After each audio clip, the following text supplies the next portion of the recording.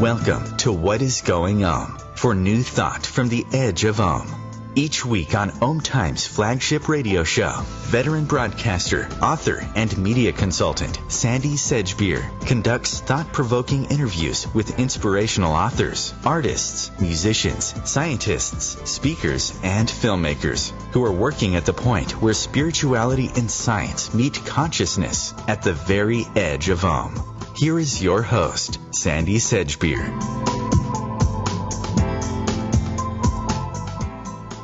Hello.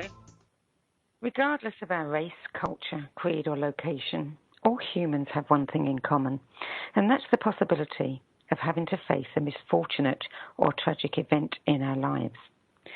For the 60 million plus refugees struggling to survive in our world today, however, tragedy and misfortune have now transcended the realm of possibility to become brutal fact.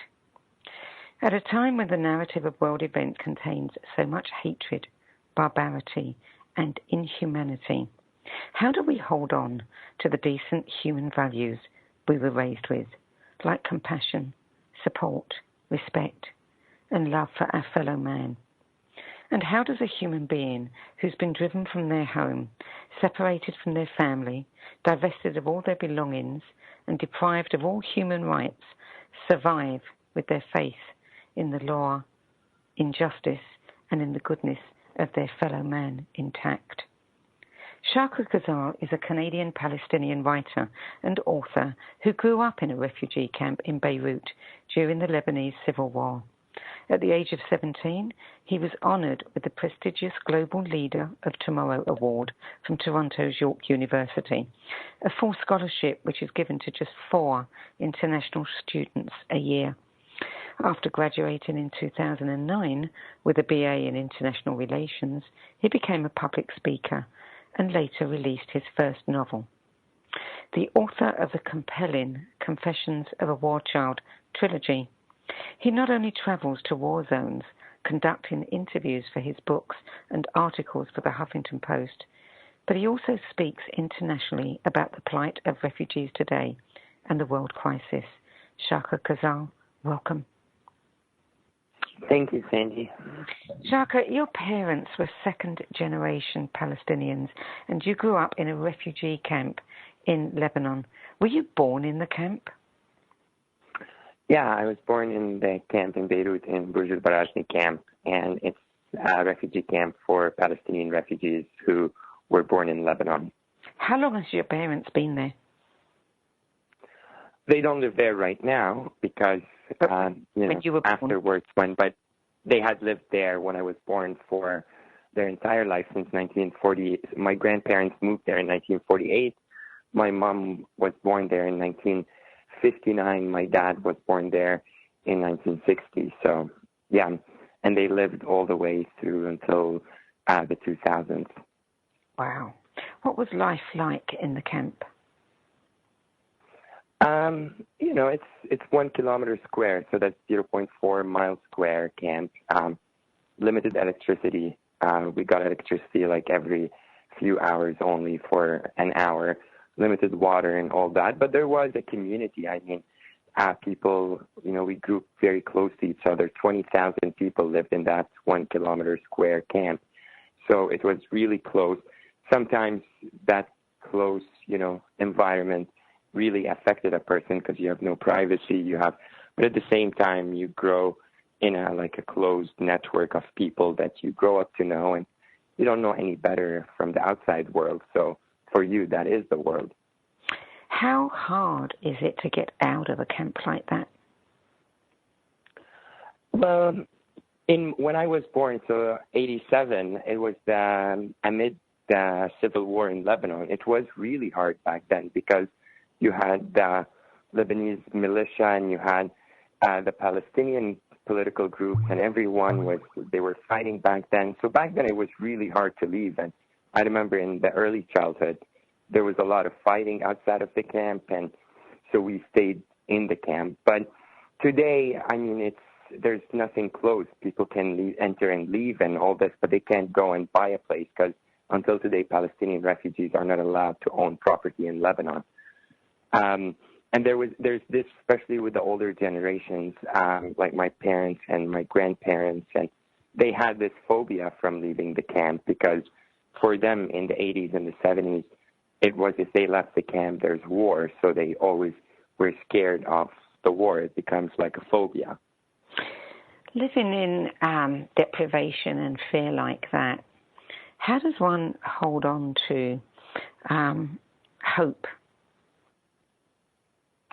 I mean, it becomes your only method of life survival. So you hold on to it based on a survival instinct.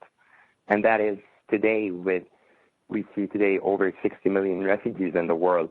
Hope is what keeps them alive. So hope is like the vehicle that makes refugees breathe, because other than hope and dreaming, what else do they have? They have a reality that's really harsh. They have a narrative, as you said in your intro, that is filled with hatred and filled with anger and filled with, some politicians, I don't want to name anyone right now, but going on giving this very harsh description on refugees, not knowing that these are people that went through a lot. So for a refugee's mentality, hope is everything. But what about it must be really hard not to get bitter and resentful. There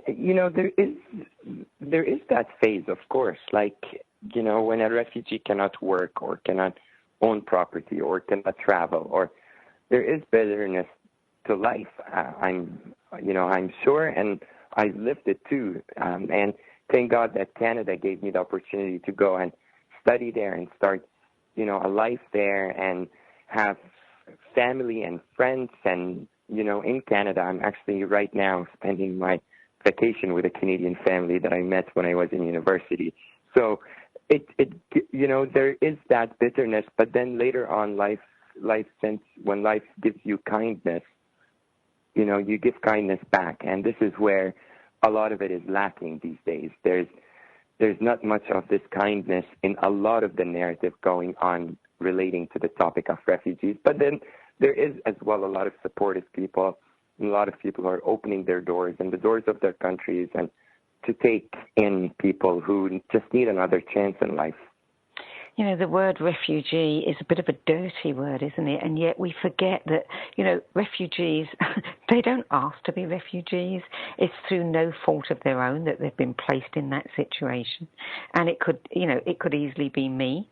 It could be any one of us. Yeah, a refugee, like no one is immune of becoming a refugee. I mean, just a few months ago, there was a fire in Alberta, in Canada. A lot of people became refugees. They lost their homes. That is in one of the most civilized modern countries of our age. So there's no immunity of becoming a refugee. This is why we need to be in touch more with our humanity, with our human instinct as to what exactly is it that makes us all human. It is that we can all face certain circumstances in life. Now, tell us how you got that scholarship. I mean, how did Canada, come up in your life?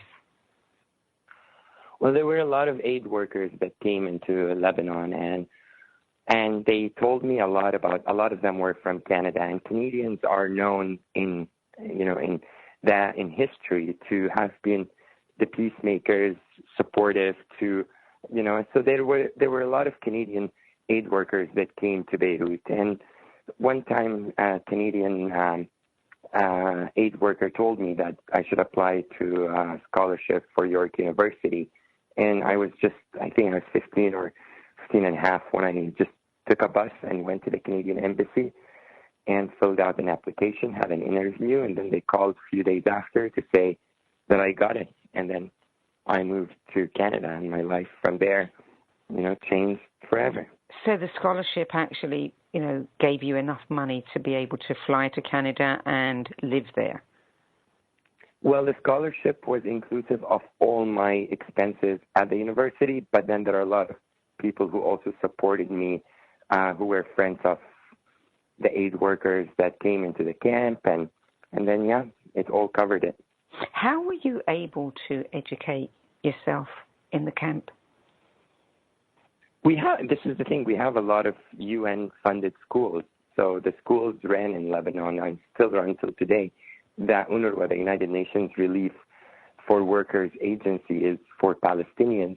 There are schools, they're in very harsh situations, but going back, linking it to our discussion on hope, when hope is all you got, you need to work hard, and then you utilize any opportunity, and the UN schools were this arena where you work hard in order to get your education.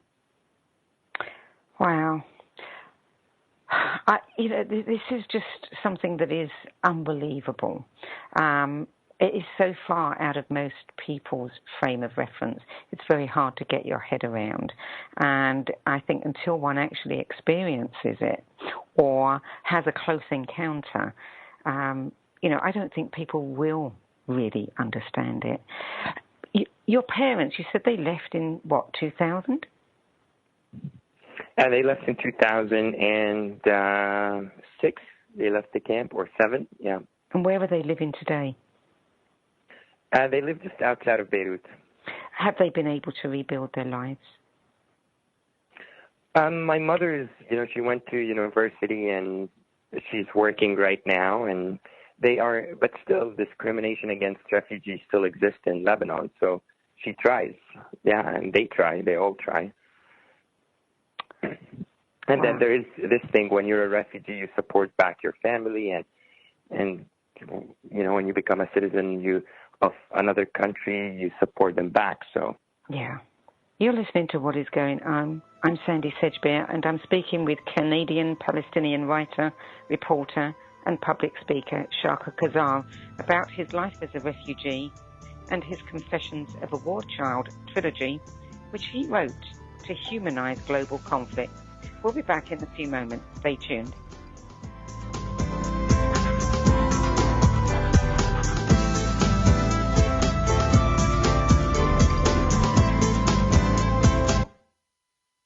The future of Internet radio is here. OMTimes Radio, IOM FM. As difficult as it is to believe, there are places in Africa where human traffickers sell albino children and their body parts for use in magic rituals. Humanity Healing International is actively working in Uganda to change this paradigm. The Albino Rescue Project finds albino children who are at risk and places them in safe schools and environments where they can learn and grow free from fear. To learn more or to sponsor a child, visit humanityhealing.org. Humanity Healing is where your heart is. This is Terry Van Horn, and I want to invite you to join me for my weekly radio show, Healing Light, on OMTimes Radio, every Wednesday at 6 p.m. Eastern Standard Time. On Healing Light, we want to bring love, light, and blessings into your world. You can find out more about us at www.healinglightonline.com. Blessings. America's service members and veterans are strong, forged out of bravery, sacrifice, and duty. Sometimes reaching out for help can be the most challenging and worthwhile mission of all. When you recognize something isn't right, make the call to the Veterans Crisis Line or Military Crisis Line. Dial 1-800-273-8255 and press 1.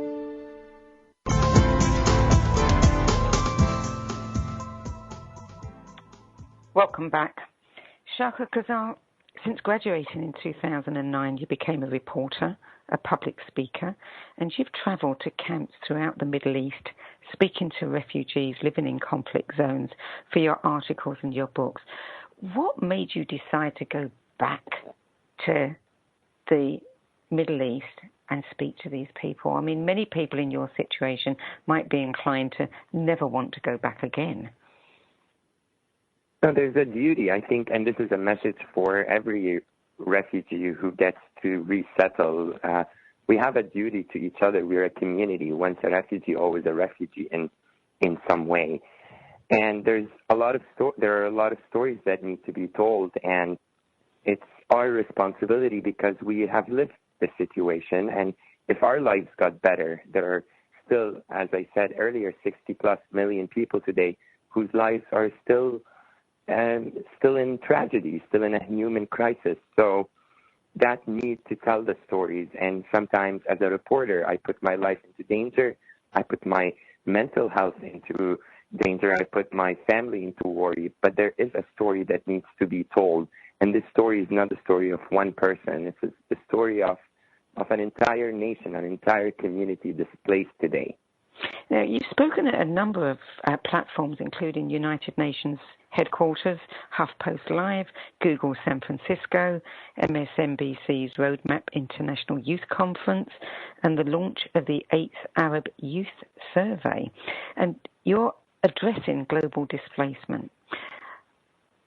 Tell us what is the most important thing that we who have not experienced this need to know? Two important points here. First point is to act with our humanity, like not to be detached from humanity. We need to always remember that, like, if we look at Europe, let's not have a short-term memory. Just 6 decades ago or 7 decades ago, there were many European refugees escaping wars. They came to America. They fled everywhere for their lives. Let's think of, the human history has had refugees in it. And it's just an ongoing crisis that has happened in different forms. So the first thing would be to really remember that our ancestors and a lot of ancestors in the West or the East or the South or the North, we've gone through displacement, or they have gone through displacement at some point. So let's not be too foreign to the idea of refugees. Instead of a politician saying he wants to build walls and he wants to block people from entering and having that narrative, let's not even allow that to happen. Let's not have that even part of what we discuss, because this is way far away from our human nature. This is far away from who we are as a human beings. The second thing would be to make sure we are in touch with our politicians and our policies, to remember that we need to make the refugee epidemic and the refugee crisis decline, not increase. Sadly, it's been increasing because we're investing a lot in wars. We're fueling wars in the world. A politician goes out and he's like supporting like a civil war or supporting that shouldn't be allowed. That should not be allowed, because these wars are what's making the refugee crisis even worse. So policy plus humanity. Policy, we can influence it in the way we vote. Humanity, we influence it in just being ourselves as human beings. Put these things together, we do get forward in life, and we do help out with this very sad reality we are living in today. I was astonished reading one of your articles. You made a really good point. You said that international donors need to be reminded that Palestinian refugees have been displaced since 1948 with no civil rights in their Arab host countries. I mean, people tend to think that, we've been hearing about the refugee crisis, the displacement crisis escalating over the last 2, 3, 4 years. People don't think that it actually goes back 67 years, and there are people who have not been allowed into their homeland for that long.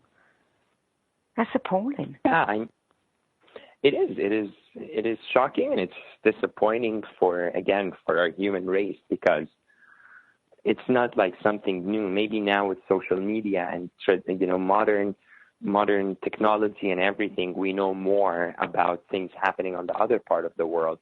But it's not a new thing. This thing has been going on forever. And the West has done amazingly. And I really want to, salute the West, and especially countries like European countries, Canada, the States. The West has taken so many refugees in the past, given them another chance in life, and made them citizens of their countries. And we can only salute these efforts and hope that other countries, like Arab countries, would wake up as well and follow. And and take more refugees and not take them like for a charity case. No, just take them into your own citizens, educate them, give them jobs, and let them be part of the economic structure of your country. We don't have to fight them or build policies and laws that fight them. They're people who have potential. I read one of your articles in the Huffington Post in which you talked about having gone back to the Middle East, and you were talking to some women there who have been working very, very hard with very little support to try and ease the situation for many refugees. And some of the stories from ISIS recruits were just hair-raising. Tell us a little bit about some of what you learned there, because I think many people feel that these young people that are being co-opted into ISIS are doing it of their own volition, when in fact they're not. No, like a lot of the interviews I conducted, there is, and then I was part of the Arab Youth Survey, which conducted 3,500 interviews actually, and the number one recruitment tactic for ISIS stems from the lack of opportunity. When you don't have, just picture for 1 second a person, wherever they are, forget that they're refugees or they are any person in the richest neighborhood in America. They have no opportunity in life. They can't, they look around and they have no purpose in life. And then someone comes and preys on that and gives them false hope. And this is like, now let's go back to the Middle East and see what's going on there. Since, for decades, but it became worse since the 2003 Iraq War. We wanted to introduce, democracy between parentheses here. And we did make a mistake in the whole Iraq War. We displaced so many people. We destabilized a region. People lost their homes, their jobs. And it's not an excuse for someone to join an extremist group, but it makes us understand how that 2003 war in Iraq later, how when we supported rebels we don't know in Syria, how all these stupid decisions we've made as, in our history of politics, how these things destabilized a whole region, economically demolished the Middle East, Iraq, then Syria, into Lebanon. We're seeing now Turkey. So we did a lot of mistakes that actually left a whole nation with no opportunity, economic poverty, no means to even advance in life. And then a group like ISIS or Jabhat al-Nusra or any of these terrorist groups, they come in and they see desperate people that need money or need support or they lost their father and need a father figure, and then this just becomes the first wave of recruitment. And I do hold accountable for the recruitment of ISIS every single politician that actually contributed to the wars in the Middle East. And that's not only George Bush of 2003. That's every politician. Again, I don't want to name a lot of names. I name Bush now because when we say the Iraq War, it's just one person that pops up right away in our heads. But so many politicians on both the right and the left, we did help in allowing ISIS to recruit even more people today because we created a destabilized, desperate, and poor nation in the Middle East. And this is what we got today. We got violence, we got fear, we got a whole chaos going on. And sadly, ISIS preys on that. And you said that you were part of, you were on the panel discussion, the Arab Youth Survey. And that survey conducted 3,500 face-to-face interviews with Arab youth between the ages of 18 and 24. And they were asked to express their mindset on issues regarding the Islamic State and various other problems. What did that survey reveal to you? It revealed what I was just talking about, like lack of opportunity.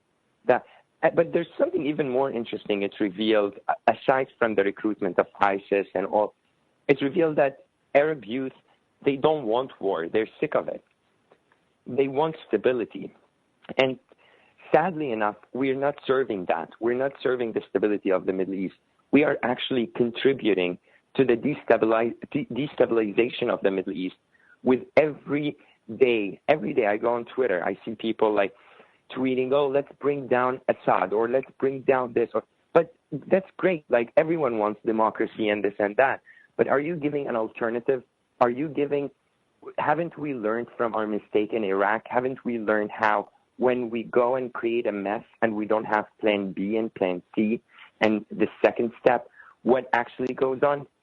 There's a chaotic society that's going to be a result and an outcome of this. And this is what we're seeing in our world today.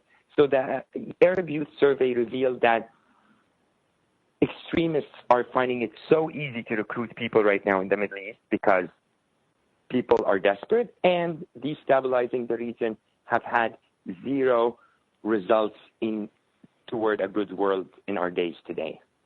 Are there any organizations that are really helping? You did write in one of your articles about one organization that is doing some great work, but at the same time, the organization seems to be a bit unwieldy and unorganized and doesn't have all the right checks and balances in place. So it's hard, to know how vulnerable they might be to corruption themselves. There are good and bad. I mean, as every situation, some organizations like the ones I wrote about are great, like the Social Enterprise Project. We need more organizations that give economic empowerment rather than handouts and just charity. We need to enable and empower refugees, not only throw money on them and make them a charity case. You're listening to What is Going On. I'm Sandy Sedgbeer, and my guest is Chaker Khazaal, and we'll be back in a few moments with more from his book, Confessions of a War Child. Stay tuned.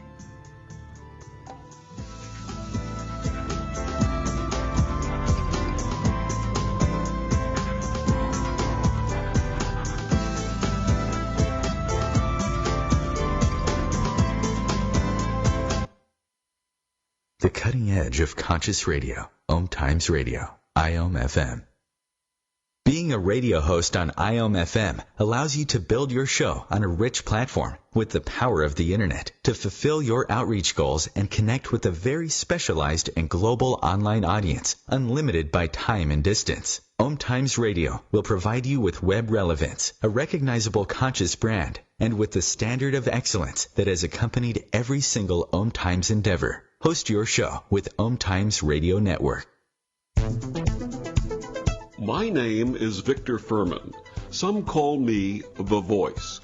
I've always been fascinated with human nature, spirituality, science, and the crossroads at which they meet.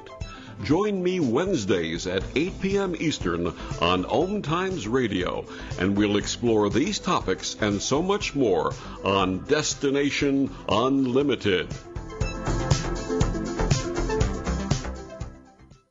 There is no death, only a change of worlds. Chief Seattle. Deborah Livingston is an award-winning intuitive psychic medium whose international services include mediumship, spiritual assessment, animal communication, and spiritual mentoring. She is a published author and a trained shaman. Deborah provides evidential messages from spirit and departed loved ones. Learn more at deblivemedium.com. That's DEBLIV medium.com. We don't want your teddy bears. We don't want your shoes. We don't want your pencils, books, or blankets. We want to go home. Around the world, 95% of children in orphanages have living parents, but poor and vulnerable families are often forced to give up children they love. Children need the love of a family. Orphanages are the problem, not the solution. Disability Rights International helps families around the world keep their children at home. Learn how you can help at drikids.org.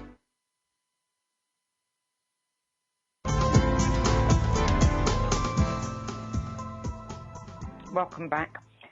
Chaker Khazaal, I want to focus in a minute on some of the amazing things that you have done since you left the refugee camp. I mean, you have worked tirelessly. Your articles are so poignant, and they must touch so many people. But first, I want to talk about one article that really touched me, and that was your journey back to Lebanon for your grandfather. Would you just tell us a bit about that? Sorry, just a small correction. It was back to Palestine. Oh, sorry, to Palestine. The northern, which is today Israel, the northern part of Israel. Yeah, that was like a pilgrimage. I did it last year where I went back and I tracked down where my grandfather came from. And now as a Canadian citizen, I can go back. But for my entire life, I couldn't go back because Palestinian refugees are not allowed to go back. So I went back. I went to Jerusalem. I was writing my new book, and I had just finished a reporting trip in the Middle East. And I wanted to spend a month or two in Palestine/Israel. And I rented a car, and I followed the map, and I got to the village, and I asked a few people around, and eventually I found his house, and I could, and I sort of wanted to verify his stories as well. Like, it was closure, plus a pilgrimage, plus a rite of return back to your roots. And that is, I think, the dream of every refugee, whether today Syrian refugees or Iraqi refugees or Afghani refugees. Everyone dreams to go back home one day to their original home. And I feel so lucky that last year I managed to actually have this dream become true. I think, I should add that your grandfather passed away in 2002, and all his life he had talked about going home, the day that he would return, and he never made it. How emotional was that for you? You're making me cry almost right now. I mean, the article, I encourage everybody to read it. If you really want to know what it's like, read that article. It is an emotional thing. I mean, I got goosebumps right now just thinking about my grandfather because he left when he was a teenager. One day they told him, you have to leave your home and you'll be back in 15 days. And he walked on foot from Tarshiha, which is in the north of Palestine. And he walked to Lebanon, and then he ended up in a refugee camp that eventually became the refugee camp I was born in, fast forward in 1987. And he always talked about, like, Tarshiha and his village and everything. And, I think I visited Tarshiha 1,000 times before I physically visited it through his stories. And then one day I did visit, which was last year, December 29th, 2015. I think, my grandfather sort of came back to life during that visit, and I planted an olive tree in the backyard of the house he grew up in. And, I think this answers your question, how emotional it was. I think it speaks for itself. And you got to meet people who actually knew your grandfather. Yeah, there are people that didn't leave because either they didn't go to Lebanon, so they just stayed around in the war, or they were too young, so I got to actually meet. This is how I found him. I got a falafel shop, and in the falafel shop, I told that falafel shop owner who my grandfather is, and he said, well, you need to go and speak with this man who's 90 years old, and he'll remember things. And I went there, and I talked to him, and I got my falafel for free. It was amazing. And then eventually they led me to the house, and I ended up seeing my grandfather's story as a reality there. And you now live in the USA, in New York. Have you encountered much racism or ignorance in New York? Not in New York, not at all. I mean, this is the thing that I have to say. Americans are so kind, and I've never met, in my life, I'm talking about my personal experience, I've never been subject to racism and any of this narrative that I see on the news.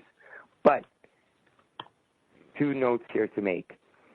One, which is, again, when you go actually into the kindness of people, there's so much kindness that we can actually seek it and have it. But then when this kindness gets masked with an idiot going, sorry, pardon my language, with an idiot going on and encouraging this racism and everything, I mean, I feel bad for people who face it. I feel bad for people also who practice racism and in their lives, because both parties are, I feel sorry for them. One party is being discriminated against. One party is being used for a political agenda. So I have to pause here and say I feel sorry for both of you, but no, not in New York. I've never faced racism in any way, shape, or form. Oh, that's good. So in 2015, you were named Esquire magazine's Man of the Year.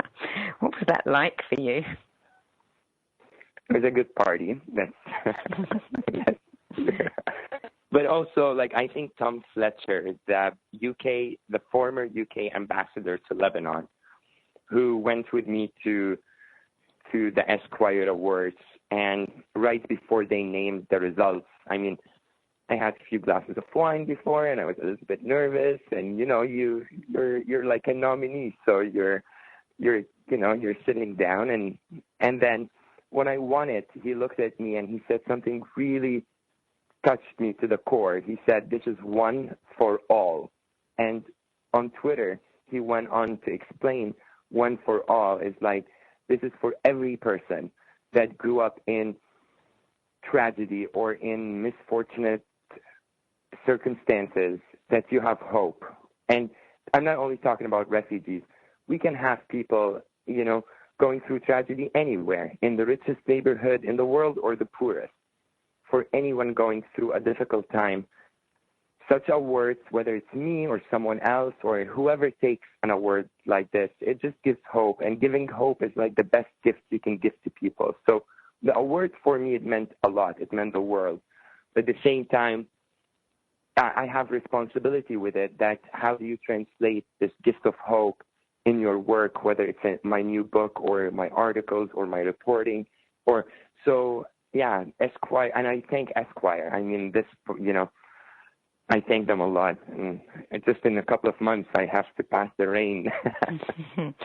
You also, Arabian Business Magazine has also ranked you first in the 100 most influential Arabs under 40. What do your parents make of this? My parents are proud, of course, like any parent is proud. But even I told you earlier, today actually is my first vacation day. I just arrived to a beach house with my Canadian family and they are proud too, and other people are proud. Mama Nix, my Canadian mom, I call her. She was really proud of all this and that, and she always calls me to talk about it. My friend is proud. My other Palestinian fellows are proud. So this pride makes you feel responsible as well, that you need to keep giving and keep working hard, and whoever you are, you need to work hard in order to advance in life. And this is responsibility. Did you ever, growing up in the refugee camp, have any notion or even any ambition to do what you're doing today?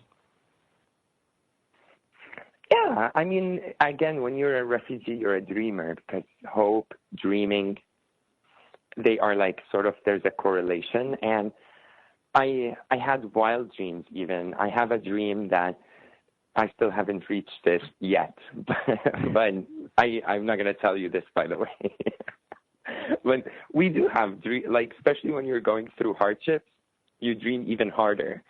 And then you just have to strategize and work hard to make this dream happen. And I did have, I didn't think of, of course, as a child in a refugee camp, you dream you want to become, you want to get out of the camp, and you want to do this and do that. And so, there was a whole continuous dreaming process going on. And this is what kept me not sink into depression and not sink into, the dreaming. The power of dreaming is so important and so essential for anyone going through any kind of hardship, political, displacement, medical, whatever hardship you're going through. If you dream, if you cling on to hope, if you believe in the kindness in humanity, you're on the right track to make that dream come true. Did you have any ambitions as a child to be a writer?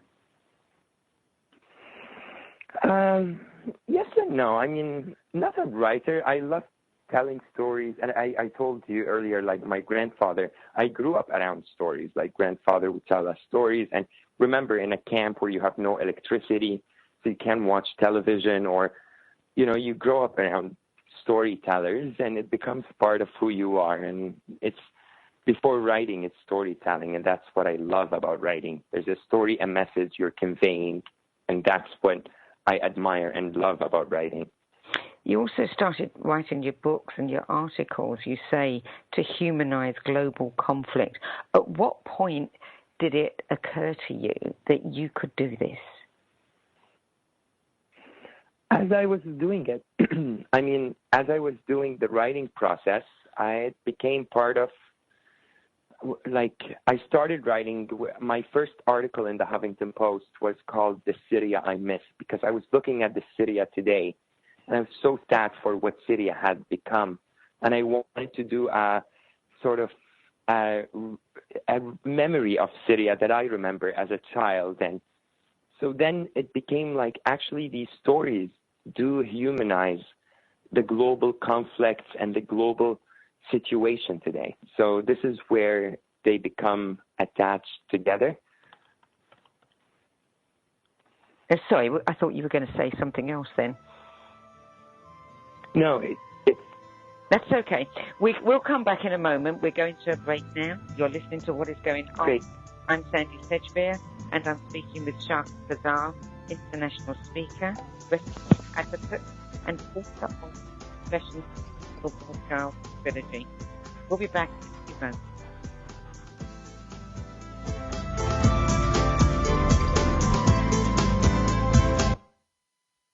Bringing a more conscious lifestyle to your world. OMTimes Radio.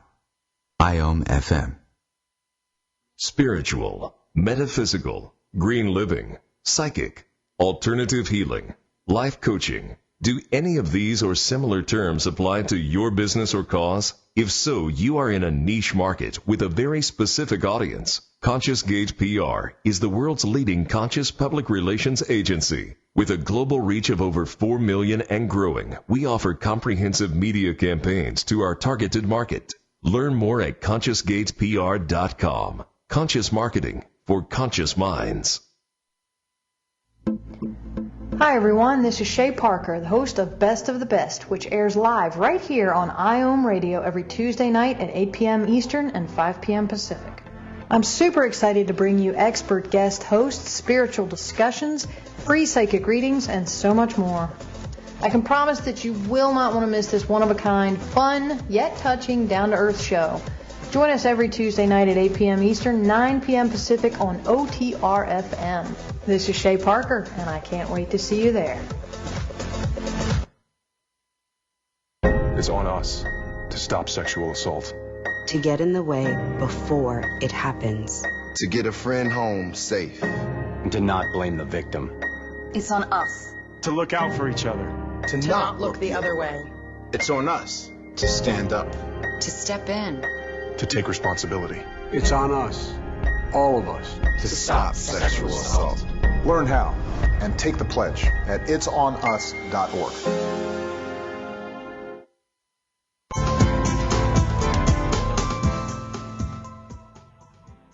Welcome back. Chaker Khazaal, tell us about Confessions of a War Child trilogy. What was it that inspired you to create those particular stories?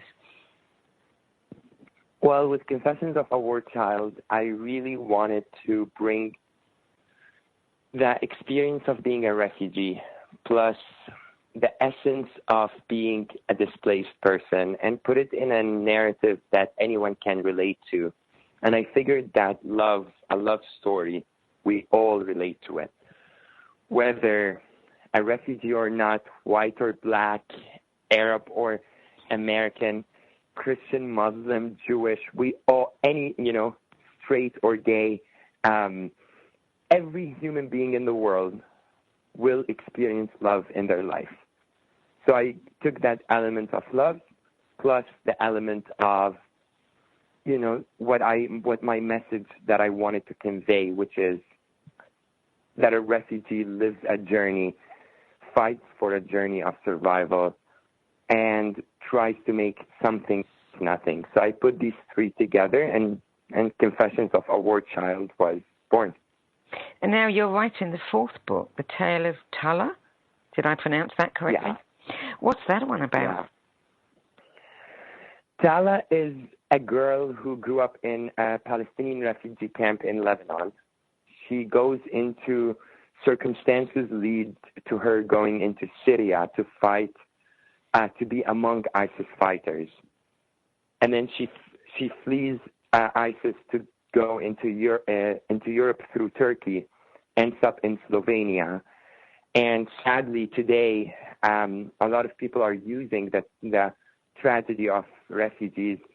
So she gets used into becoming a prostitute in Slovenia. So I follow, it's based on a true story, but I fictionalized a lot of elements of Tala. And right now I'm about to be done Tale of Tala, which I'm hoping to have out end of the year or early next year. How has Confessions been received? I mean, in general, people, there's two elements for Confessions of a War Child. It was my first writing experience. So the first part of Confessions, people related to the stories, and I got good feedback and I got bad feedback, like negative feedback too, and both are important for a new writer. We need to take criticism. You learn for the next book, you learn for the third book, and you learn for the fourth, and you keep going on in this learning process. But I haven't experienced any feedback where it was like from a bullying point of view or negative because the story didn't read. But it's art. Writing is art. Not everyone is going to relate to a piece of art in the same way, and I realize that, I'm aware of that, and I like that. Actually, I like when someone comes to me and says, "I got confused reading your first book." So great, then there's something good. At least I left an impression. You're also an advocate for aspiring writers, and you talk about the process of writing. Yeah, it's an advice for every person who says, "Oh, I wish I can become a writer," or I wrote in English. English is not my first language. I learned my English from friends like Sarah Nickerson, Suzanne Garnier, like Jeffrey Berry. Like these friends of mine taught me my English, and so don't think too much about it. If you want to become a writer, just start writing and let's see what happens next. As soon as you finish a book, you're a writer, whether it gets published or not, whether, in my case, I was lucky it got published, but anyone who wants to become a writer shouldn't be discouraged because of fear. They should actually be encouraged by the fact that they are relating to this art, to this important art in our life today. How much of yourself is in Confessions? There's one character, and I'll never tell anyone which character it is, but there is one character it's actually me. And I wrote about myself in there and stories I've gone through in there.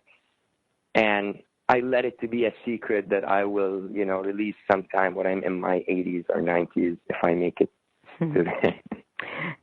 Did you find the process of writing the trilogy cathartic? See, writing for me is like praying, is like meditation. Like it was just like sort of healing and all these things. And this is it's another message to say about writing. If you're going through anything in life, write about it, because you're going to heal much faster than talking about it or thinking about it. You get invited to speak now at all kinds of events, and you're hosting an event in London, aren't you, in November? Yeah, I'm participating in the Reuters conference, the Thomson Reuters Foundation conference on November 30th, and I'm emceeing, hosting an event also the night before in Dubai and the week before in Abu Dhabi. Yeah. So which bit of your work do you love the best? The traveling, the reporting, the meeting people, or presenting events or writing? I love it all. Like, it's all different. I don't have, like, it all makes who I am today, and it all makes it all translates my passions and everything. I get tired. Like, honestly, last night I really felt like, okay, I'm really tired. But then I think about, like, what actually I'm, doing and things like this, and it encourages me. Like, you see the fruits of your work, and that's really important. And so, yeah, I can't actually answer this question. Writing is different. Writing is like sort of healing, meditation.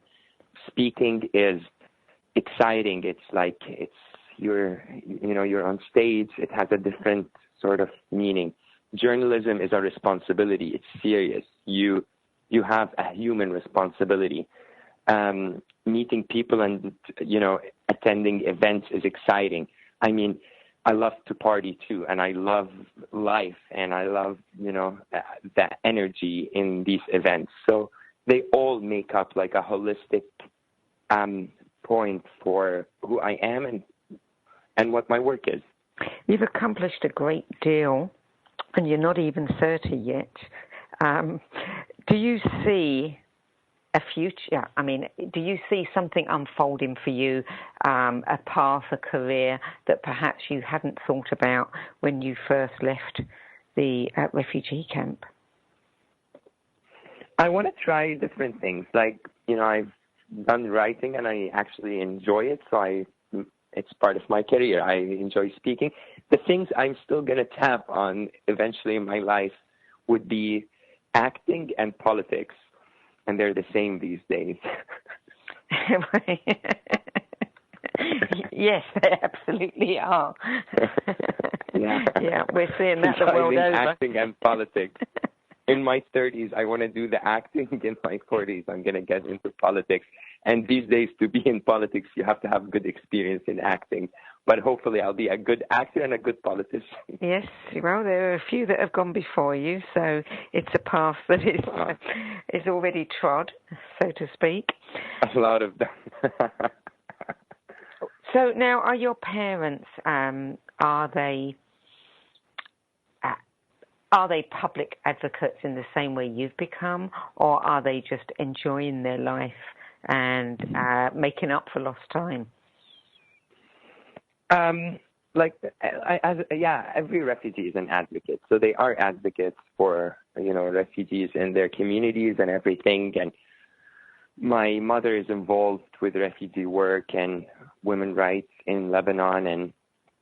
But my brothers do enjoy their own lives in their different ways. And we're different people. What happens when you are speaking about the various different things, the refugee crisis? What's the normal reaction you have from people who happen to be listening? Do you find that people come up to you and say things like, I had no idea? I have a lot of different reactions. I have a lot of people that say, oh my God, I never knew this happened, or I never knew Palestinians can't work in Lebanon anymore. So I have that reaction. I have a reaction where, people come and say, what can I do? And this is really nice to hear, because then we can start a discussion on what people can do. And yeah, it's different. Some reactions are funny. Like, I was speaking at an event last year in Ljubljana in Slovenia, and someone came up to me and said, I didn't know refugees dress nice, and you're dressed nice. And I looked at him and I said, so that was funny, but you see what people's perspectives are and perceptions of the refugee whole situation, and you just hope, again, the narrative changes into the right direction. You know, I mean, it is some of the revelations. I do think that the West, our media, is very biased. It's also very censored in certain countries in the West, and I think that people just do not have a clue. Some of the things that you wrote in your articles, like, you know, somebody from the camp saying you go to a job interview and the moment you say you're Palestinian, the employer apologizes. Refugees are barred from practicing professions such as medicine and law, and they're not allowed to benefit from the social security system. I mean, you know, this feels like, you know, piling insult on injury. Yeah, and it's sad how the policies are, and how this is why we do have a responsibility. This is why I chose journalism and reporting, especially storytelling of refugees. And since we're talking about that, I really want to salute the refugee Olympics team right now in the Olympics. I'm rooting for them, number one. Then I'm rooting for like Lebanon and Canada and Palestine and the United States. But refugee, like the team refugees, is an example actually today of like you can make it, you can get to the peak of the world. Wow. As a refugee. And you are evidence of that, Chaker Khazaal. Thank you so much for joining me today. I'm sorry we have to leave you here. There's so much more to share, but good luck with everything you're doing. Thank you. Chaker Khazaal, that's website www.ChakerKhazaal.com, and the books are Confessions of a War Child. I'm Sandy Sedgbeer. Join me next week for another edition of What Is Going On. Till then, it's goodbye.